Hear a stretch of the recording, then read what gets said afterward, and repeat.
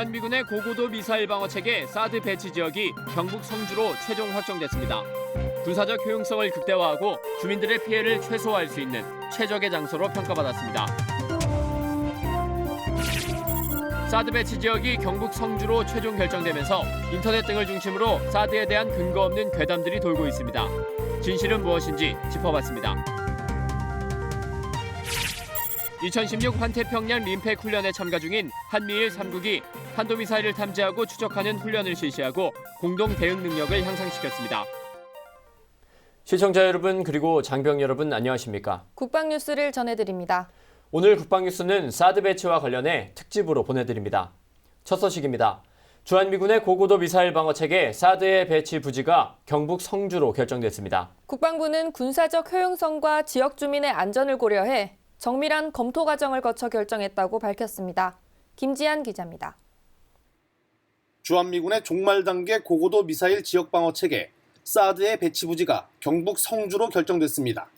사드 체계의 군사적 효용성을 극대화하고 지역 주민의 안전을 보장하면서 건강과 환경에 영향이 없는 최적의 배치 부지로서 경상북도 성주 지역을 건의하였고 이에 대해 양국 국방장관이 승인하였습니다.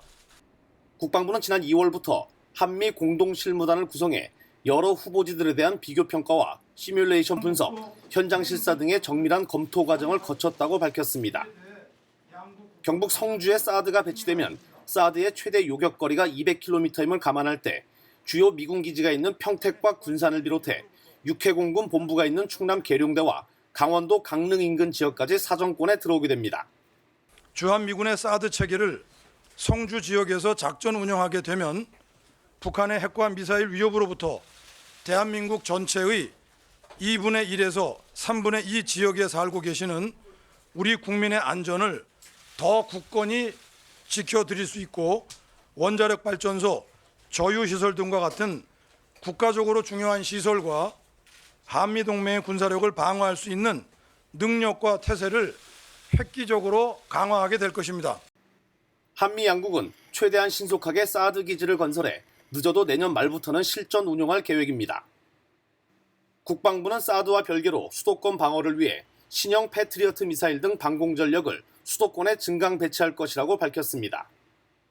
황인무 국방부 차관은 사드 배치에 항의하기 위해 상경한 김항곤 성주군수와 주민들을 국방부에서 만나 요구사항을 듣고 사드 배치 배경과 사드가 건강과 환경에 영향이 없는 안전한 무기체계임을 설명했습니다.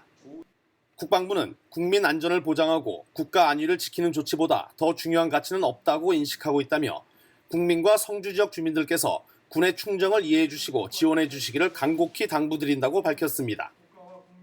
국방뉴스 김지한입니다.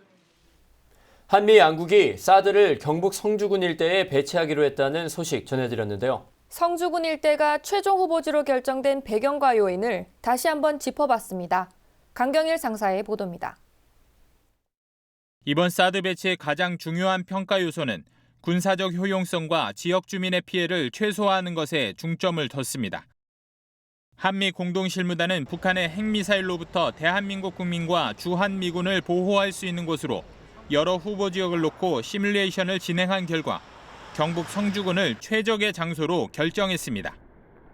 우선 군사적 효용성 측면에서 휴전선과 약 240km 떨어진 경북 성주에서는 북한의 핵미사일 공격으로부터 주한미군의 모든 주요 기지와 남한 전역의 3분의 2가량을 보호할 수 있습니다.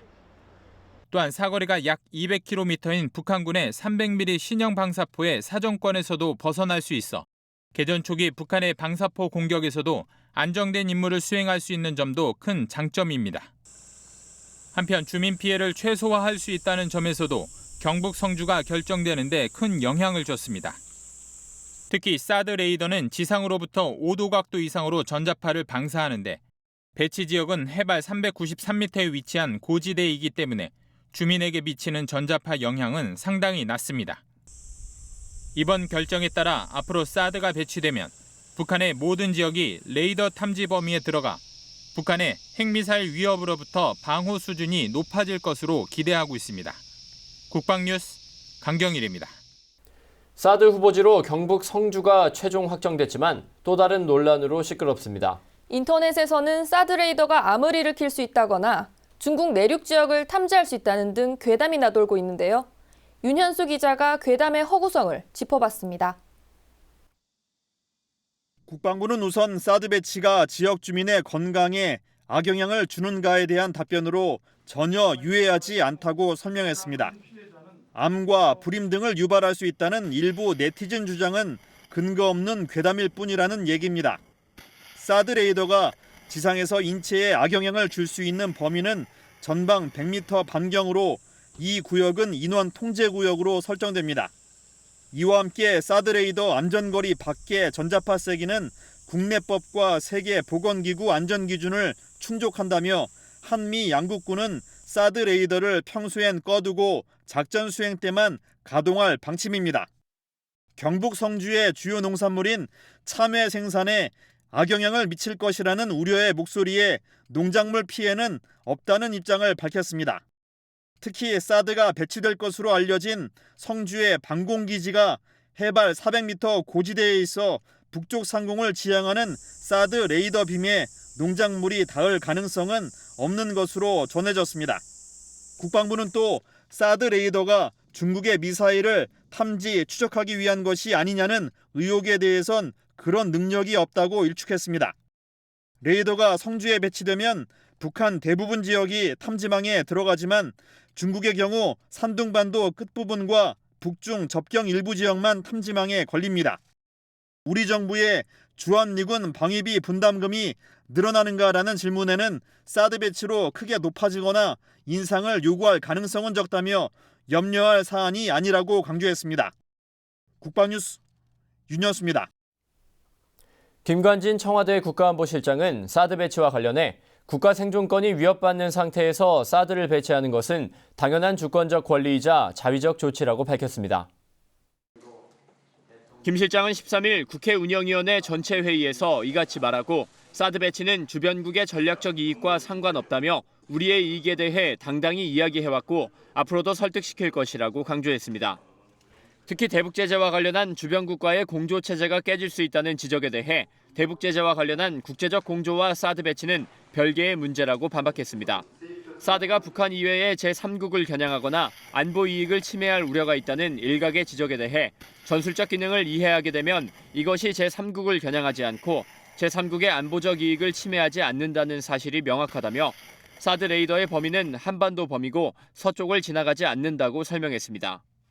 중국의 반발에 대해선 우리의 자위적 조치에 대해 중국이 간섭하는 것 자체가 올바른 처세가 아니라고 평가한다며 사드가 북한의 핵과 미사일 위협에 대비한 자위적 조치임을 설명해왔고 앞으로도 지속적으로 이해를 구할 예정이라고 덧붙였습니다. 그러면서 우리의 자위적, 주권적 조치에 대해선 이제까지 당당하게 해왔고 앞으로도 당당하게 할 예정이라고 강조했습니다.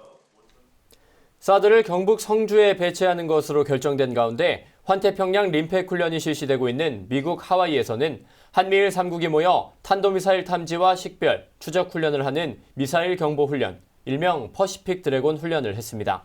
SLBM과 탄도미사일에 대한 정보를 공유하며 공동 대응 능력을 향상시켰습니다. 하와이에서 오상현 기자의 보도입니다. 미국 하와이 인근 해상에서 진행된 미사일 경보 훈련. 퍼시픽 드래곤이라고 이름 붙인 이 훈련에서 우리나라와 미국, 일본은 북한의 탄도미사일 발사를 가정해 정보를 공유하는 훈련을 했습니다. 이 과정에서 3국은 실제 3단으로 분리되는 미사일을 발사해 실제 상황과 유사하게 훈련을 진행한 것으로 알려졌습니다. 한미일 3국 간의 북한 탄도탄에 대한 탐지 및 추적 정보를 실시간으로 공유할 수 있는 능력을 확인했고 이를 통해 우리 군의 대비 태세를 한층 강화하는 계기가 되었습니다. 포착된 미사일 정보는 미국의 육상중계소를 통해 이루어졌습니다.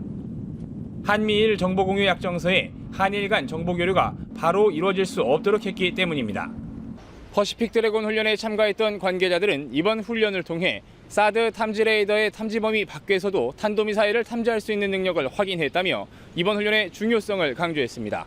미국 하와이에서 국방뉴스 오상현입니다. 지난 8일 한미 양국은 사드 배치에 대한 결정을 전격 발표했습니다. 앞서 전해드린 대로 부지에 대한 선정도 결정된 것이 발표가 됐는데요. 네, 오늘은 사드 배치 결정의 의미와 사드 배치를 둘러싼 최근 이슈들에 대해 정리해보는 시간을 갖겠습니다. 국민대 정치대학원장 박휘락 교수 나오셨습니다. 교수님 안녕하십니까? 네, 안녕하십니까? 네, 교수님 먼저 이번에 사드 배치를 결정하게 된 배경과 의미에 대해서 좀 궁금한데요. 예. 우선 가장 중요한 것은 이제 북한의 핵 위협이 워낙 이제 심각해지고 있기 때문에 거기에 대한 이제 우리 국민들을 보호하는 그런 조치로서 불가피해졌고요. 네. 또 지금까지 이제 우리 국제사회, 특히 이제 중국의 협력을 통해서 북한의 비핵화에 대한 어떤 진전된 결과를 기대했었는데 그게 아무리 기다려도 이제 성과가 없었던 그런 점도 있습니다. 네. 또 사드 배치와 관련해서 국내에서 여러 가지 좀 오해가 많이 있었지 않습니까? 예. 그래서 한 2년 정도 이렇게 이 토론하면서 국민들의 오해도 많이 해소됐고 공감대도 많이 확보되다고 판단했기 때문에 결정한 것 같습니다. 네. 참고로 제가 지난 2월 정도의 여론조사를 보면 대개 한 67, 70% 정도가 이제 그 사드 배치에 대해서 국민들이 찬성한다는 여론조사 결과가 있었습니다. 네. 그 사드 배치를 함으로써 얻을 수 있는 안보적인 효과는 어떤 것들이 있을까요?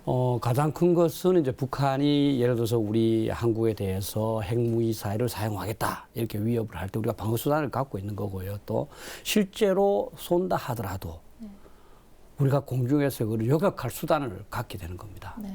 그러니까 상당히 이제 국민들의 안전도가 굉장히 높아진 셈이죠, 실질적으로. 두 번째는 이제 주한미군의 생존성이 굉장히 높아집니다. 그 네. 얘기는 이제 주한미군 같은 경우에 사실은 생존성이 보장이 안 되면 여기서 작전을 하기가 굉장히 어렵습니다. 그럼 예를 들어 유사시에 사실은 뭐 다른 기지로 이전할 수도 있지 않겠습니까? 네. 그렇죠? 그럼 주한미군의 생존성이 보장됐다는 것은 그만큼 한반도 전쟁 억제와 유사시 승리를 위해서 주한미군이 최선을 다할 수 있는 그런 가능성이 높아진 거죠. 그럼 세 번째는 저는 이제 뭐 국민들의 어떤 안심도 어떤 안도하는 마음도 굉장히 높아졌다고 생각을 합니다. 네. 사실 사드가 굉장히 그 좋은 무기이기 때문에 남부지방 같은 경우는 거의 이렇게 그 방어가 되거든요. 네. 따라서 이제 앞으로 무슨 뭐 경제적인 활동 또는 외국에서 우리 한국을 바라보는 어떤 그 불안도의 정도 이것도 좀 좋아지지 않을까 이렇게 생각합니다. 네, 뭐 이러한 기대 효과에도 불구하고 한편 사드 배치에 대해서 국내 여론이나 주변국 반응들을 보면 상당히 또 논란들이 많지 않습니까? 네. 근데 가장 중요한 것이 사실 쓸만한지 그리고 혹은 뭐 유해하진 않은지 뭐 결국은 뭐 군사적인 효용성의 문제가 가장 중요할 것 같은데요. 뭐 일각에서 제기되는 성능에 대한 의혹이나 아니면 뭐 전자파에 대한 문제 뭐 어떻게 생각하십니까? 그러니까 성능에 대한 문제를 제기하는 것은 사실 이제 유언비어입니다. 사드는 80년대 후반부터 미국이 이제 만들어야 되겠다 이렇게 이제 결심을 해서 그래서 한 20년 이상을 거쳐서 계속 시행착오를 거치면서 했고요. 최근에만 해도 13차례의 그런 실전 같은 상황에서 다 테스트에 성공을 했습니다. 네. 그리고 더욱 중요한 것은 뭐냐면 이 군인이니까 아시겠지만 군대에서는 어떤 무기를 이제 그 개발할 때 ROC라는 게 있습니다. Required Operational Capability라고 해서 네. 이러이러한 수준의 무기를 만들어라. 근데 그러한 수준의 무기를 못 만들면 군에 납품이 안 됩니다. 미군이 지금 5개 포대를 이미 샀고 7개 포대를 지금 그러니까 2개 포대를 더 추가로 구매해 놨거든요. 그거는 이미 입증됐다고 봐야죠. 특히 이제 뭐 무수단 미사일에 대해서는 굉장히 그 사드가 유효합니다. 이제 고고도에서 날아오는 걸 맞추는데 사드가 이제 완전히 최적화되어 있기 때문에 또 SLBM 같은 경우도 물론 예를 들어서 뭐 전혀 잠수함이 후방 지역에 기습적으로 해서 그런다면 뭐 제한사항이 있겠지만 대략적인 위치 뭐 동해안 정도다. 이 정도만 알아도 저희들이 굉장히 추적을 해서 요격할 수 있지요. 따라서 일각에서 뭐 사드 호용성에 대해서 얘기하는 거는 그거는 자꾸 논란을 부추기기 위한 것일 뿐이고 그다음에 이제 전자파의 문제인데 전자파도 제가 이제 말씀드리는 게 첫째 이 미국이나 또 우리나라나 이런 자유민주주의 국가에서는 인체 유해한 그런 그 장비를 만들지가 않습니다. 네. 그 레이더가 있으면 그 옆에 바로 요격 미사일이 있지 않습니까? 그죠? 네. 여기에서 유해하면 이 사람들이 활동을 못 합니다. 네. 그렇기 때문에 이제 통상 자유민주주의 국가의 어떤 장비가 굉장히 비쌉니다. 이 공산주의 국가의 그런 장비에 비해서.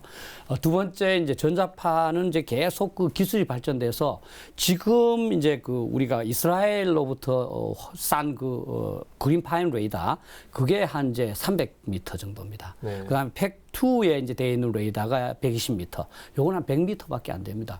일부에서 막 이것이 뭐 2.4km, 3.6km, 5.5km까지 이제 그 유해하다는 것은 이 비행기에 관한 것을 이제 잘못 이해한 거죠. 그러니까 사드 비움을 비출 때 그 비행기가 만약에 앞에 있다면 그 2.4km 이내에는 이 계기에 비행기가 워낙 정밀하지 않습니까? 네. 그래서 그 계획에 영향을 줄 수 있다. 그러니까 비행을 하지 마라. 또는 5.5km까지는 정밀 유도 무기잖아요. 요즘 정밀 유도 무기가 있다면 그걸 또 영향을 받을 수 있다. 그러니까 하지 마라. 그렇게 이제 한 거죠. 그거를 이제 땅에 있는 사람으로 적용하다 보니까 오해가 일어난 것 같습니다. 또 이제 중요한 것은 이 사드 레이더가 뭐 24시간 계속 가동되는 게 아닙니다. 그렇지 않습니까? 보통 탐지 레이더, 그린파인 레이더는 교대로 이렇게 계속 하지만 네. 사드 레이더는 저기 이 미사일을 쏜 그 요격하기 위한 거니까 징후가 있어야 되지 않겠습니까? 네. 그죠? 징후가 있거나 뭐 훈련을 할 거나 뭐 그렇게 하기 때문에 24시간 나오는 것도 아니고 이미 사드 레이더 배치될 때는 그 영향이 없는 지역 산으로 선정해서 배치하지 않겠습니까? 그러니까 아무 문제가 없죠. 네. 근데 저 사드 배치에 대해서 지금 중국과 러시아에서는 반발의 목소리가 나오고 있습니다. 네. 여기에 대해서는 어떻게 저희가 받아들여야 할지. 우선 가장 중요한 것은 이건 우리의 생존에 관한 문제니까 우리는 자주 독립국가고 그 사람들이 우리가 무기 사오는 데 대해서 왈가불가하는 거는 이건 내정 간섭이죠. 네. 그래서 우리는 단호하게 그건 너희들 내정 간섭이다. 자네 중국이나 러시아가 의견을 표현할 수는 있지만 우리는 우리 나름대로 결정을 한다. 그러면 중국과 러시아가 어떤 무기 사는 결정을 할 때 주변 국가들의 어떤 그 여론을 수렴했네. 그건 아니지 않습니까? 네, 그죠? 그렇죠. 두 번째는 이게 방어 무기인데 이웃 나라 해가 될 수가 없습니다. 한번 생각을 해보십시오. 네. 방패가 어떻게 남을 해치겠습니까? 그러니까 중국이나 러시아가 우리 한반도나 주한미군에게 핵 미사일로 공격하려는 생각을 갖지 않는 한 그건 해가 될 수가 없습니다. 또 일부에서는 중국이 뭐 ICBM 쏘는 거 요격할 수 있지 않느냐. 그렇게 해서 그건 불가능합니다. 중국이 쏘는 거는 우리 한반도 상으로 날아가지 않고 알래스카 쪽으로 날아가고요. 네. 또 이게 너무 1000km 높기 때문에 우리 사드는 요격도 불가능하고 또 이제 가장 중요한 것은 뭐냐면 이 사드나 뭐 이 탄도미사일 굉장히 그 강력한 엔진으로 나갑니다. 특히 대륙간 탄도는 가장 강력하죠. 이 탄도 날아가는 것은 그보다 더 강력한 이 엔진이 있어야 따라잡을 수가 없습니다. 네. 그래서 사드든 패트리어트든 전부 다 따라잡아서 요격하는 건 불가능하고요. 그래서 내한테 올 때 목표 지역이 있으면서 내한테 올 때 정면 충돌하는 겁니다. 네. 그러니까 기술이 어렵죠. 마하 15로 날아오는 것을 사드 같은 경우에 마하 18로 정면 충돌하고 거기에는 폭약도 없습니다. 그 운동 에너지로 정면 충돌해서 산산조각을 내는 거죠. 네. 그리고 얼마나 기술이 어렵겠습니까? 따라서 뭐 사드가 터질 때 뭐 거기서 또 핵폭발 일어나야 되는 이것도 다 이제 잘못된 말이고 그래서 중국이나 러시아하고는 전혀 관련이 없고 특히 제일 중요한 것은 이제 이 사드를 우리가 도입하게 된 이유 자체가 북한이 핵 무기를 개발한 거 아닙니까? 네. 만약에 사드를 배치하지 않도록 하려면 북한에게 가서 너희들 핵 없애라. 우리 정부의 입장도 북한이 핵 없애면 우리는 사드 배치 안 한다 하는 그런 입장입니다. 네. 따라서 조금 그 어떤 번지수를 잘못 찾은 것 같고 그런 점에서 우리가 과연 중국과 러시아가 동북아시아의 평화와 안정을 이렇게 바라서 그런 얘기를 하는지 아니면 과거의 냉전처럼 북한, 중국, 러시아 이렇게 그 북방 삼각관계 그걸 계속 이 구축해 나가는 그런 의도에서 하는 건지 저희도 의심할 수밖에 없는 그런 상황입니다. 네, 그렇게 유념해서 한번 살펴봐야 될 문제인 것 같습니다. 그런데 뭐 역시나 북한의 반응 뭐 상당히 격렬한데요. 뭐 각종 도발에 대한 우려도 나오고 있습니다. 근데 이에 대해서 우리는 또 어떤 대비를 좀 해야 할까요? 당연히 이제 뭐 만반의 대비를 해야 되겠지만 더욱 중요한 것은 뭐냐면 그 북한이 우리 방어 무기를 배치하는 데 대해서 반발한다고 해서 우리가 방어 무기를 배치하는 것을 조금 재검토하거나 다시 생각하는 있을 수가 없습니다. 그렇지 네. 않습니까? 상대방이 칼을 들고 찌르려고 그러는데 네. 우리는 당연히 나름대로 방패를 막든지 뭘 해야 됩니다. 그럼 네. 내가 방패를 들면 칼을 2개 갖지 않겠느냐? 그렇다고 해서 방패를 갖지 말지. 이건 말이 안 되는 거죠. 그리고 더욱 중요한 북한은 이제 그 핵 미사일을 가졌기 때문에 우리는 이제 이 사드뿐만 아니라 이걸로는 부족하지 않습니까? 그죠? 우리 국가 전체 차원에서도 전군 차원에서 북한의 핵 위협으로부터 우리 국민을 어떻게 방어할 것인가 하는 걸 고민을 해야 되고 필요한 조치를 강구해야 됩니다.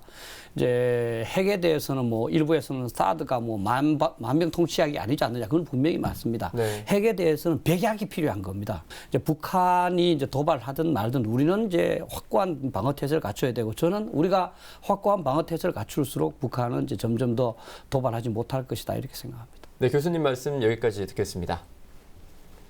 네, 지금까지 박희락 교수와 함께 사드 배치에 대한 이야기 나눴습니다. 네, 교수님 오늘 좋은 말씀 감사합니다. 감사합니다. 국방부가 사드 배치 부지 결정은 군사적 효용성을 극대화하고 지역 주민의 안전을 보장하면서 건강과 환경에 영향이 없는 최적지이기 때문이라고 밝혔습니다. 그러면서 사드 배치 지역 주민들에게 군의 충정을 이해해 주시고 지원해 주시기를 간곡히 당부드린다고 밝혔습니다. 국방뉴스를 마칩니다. 시청해주신 여러분 고맙습니다.